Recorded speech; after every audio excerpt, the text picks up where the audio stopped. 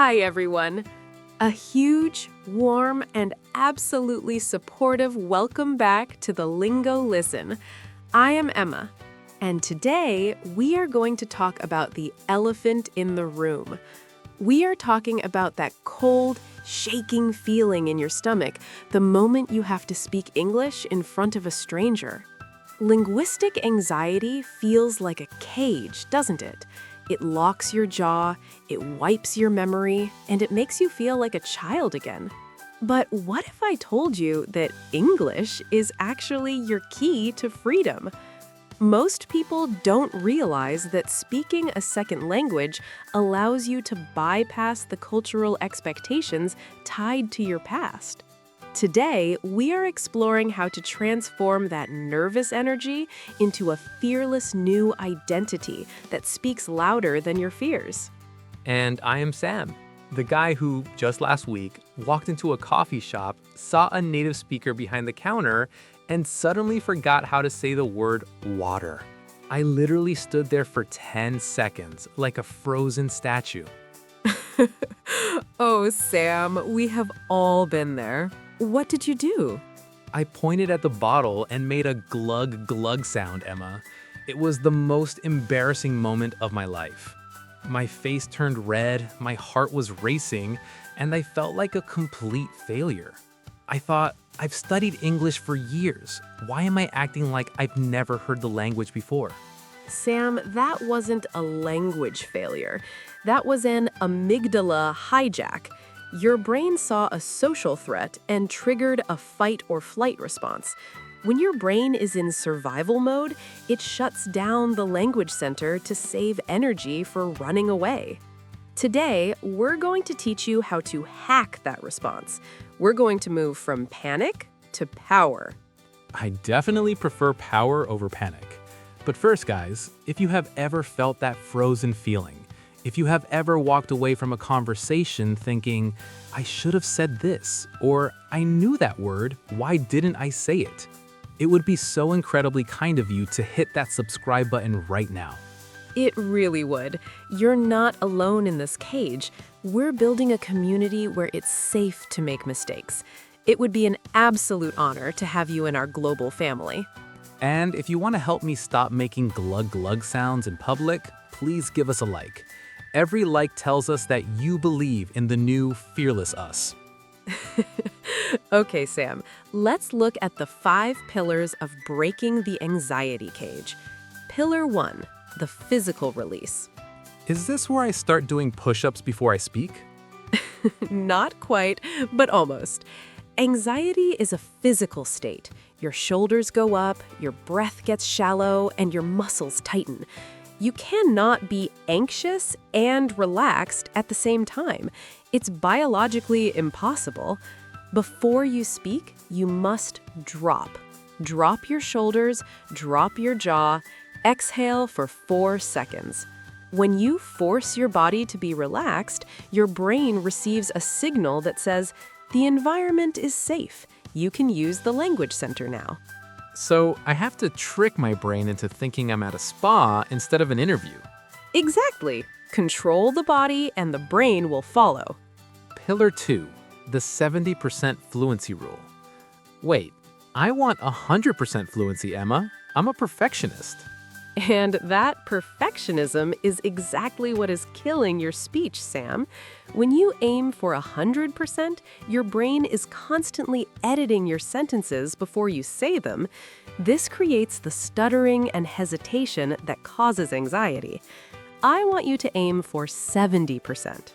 Except that you'll make 30% mistakes. Except that your grammar won't be perfect. When you give yourself permission to be imperfect, the anxiety disappears. And ironically, you actually speak better. So if I aim to be okay, I actually become great. Yes, because you have removed the performance pressure. Pillar 3, the alter ego shield. This sounds like the personality paradox we talked about. It is the practical application of it.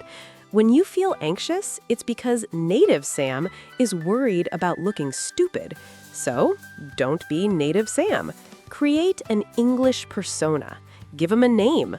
Maybe he's Commander Sam or Adventurer Sam. This persona doesn't care about mistakes. This persona is a learner. When you speak English, you're acting, and actors don't get embarrassed when their characters make mistakes. Hello, I'm Adventurer Sam. I am here to discover new words, and I don't care if I say them wrong. I love Adventurer Sam. He sounds much more fun than Frozen Coffee Sam. Pillar 4, reframing the heartbeat. What do you mean by that?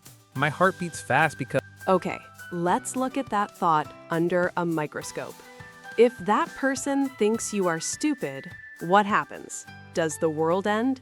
Do you lose your job? No, I just feel bad for 5 minutes. Exactly. We give strangers' opinions too much power. Now, imagine the opposite. Imagine that person thinks, wow, this guy is brave for trying to speak a second language. I only know one. I never thought of it that way. Most native speakers are actually impressed by us. They are. Now, I want everyone at home to do an exercise with us. Close your eyes.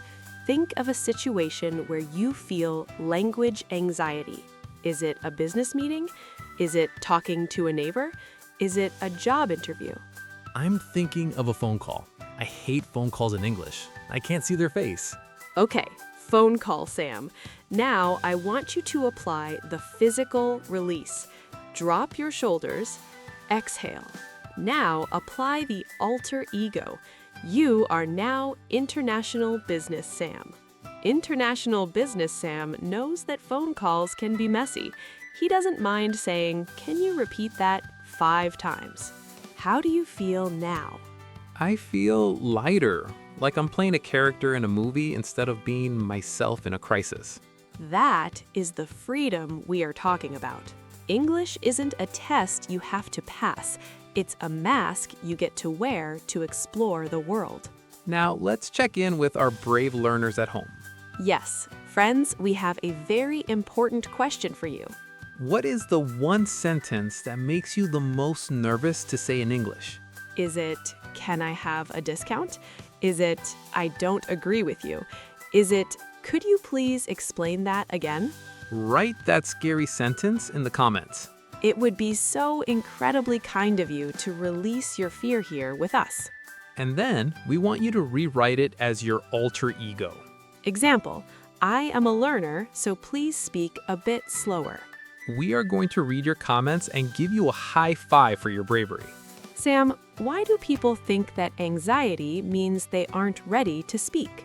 Because they think anxiety is a stop sign. But I'm realizing today that anxiety is actually a green light. It means you're doing something important. It means you're growing. Yes, anxiety is the growing pains of your fluency.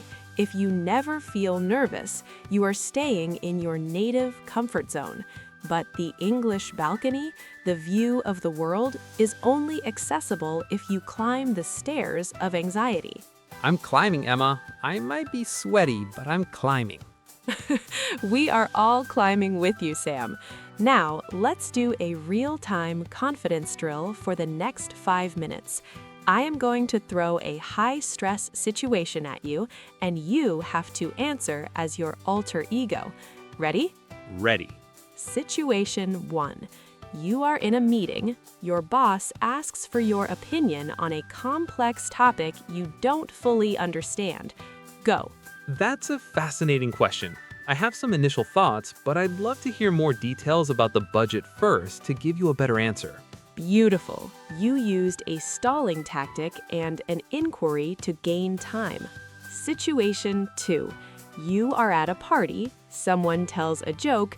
Everyone laughs. You didn't understand it. What do you do? I love the energy of that joke, but I think I missed the punchline. Can someone explain the slang you used? Perfect. You didn't hide. You were curious, Sam, instead of ashamed, Sam. Situation 3. You are in a job interview and you forget the English word for management.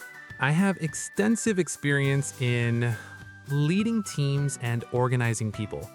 The word escapes me right now, but the result was a 20% increase in efficiency. Sam, you are a genius. You used circumlocution describing the word when you can't find it. That is the hallmark of a fluent speaker, not knowing every word, but knowing how to navigate around the holes in your vocabulary. I feel invincible, Emma. I feel like even if I forget 50% of my words, I can still win the conversation. That is fluency, Sam. Fluency isn't a perfect bridge. Fluency is being a good swimmer when the bridge is broken. I'm a swimmer, I'm a bird, I'm a parrot, I'm everything today. You are a lingo listener, Sam, and so are all of you at home. You have spent 18 minutes today retraining your brain. You have moved from linguistic prisoner to linguistic explorer. Let's do a massive, final 18-minute worthy recap of the anxiety hack. Recap time: how to turn your glug-glug moments into greatness moments. Step 1, Sam? The physical release: control your body to unlock your brain. Step 2?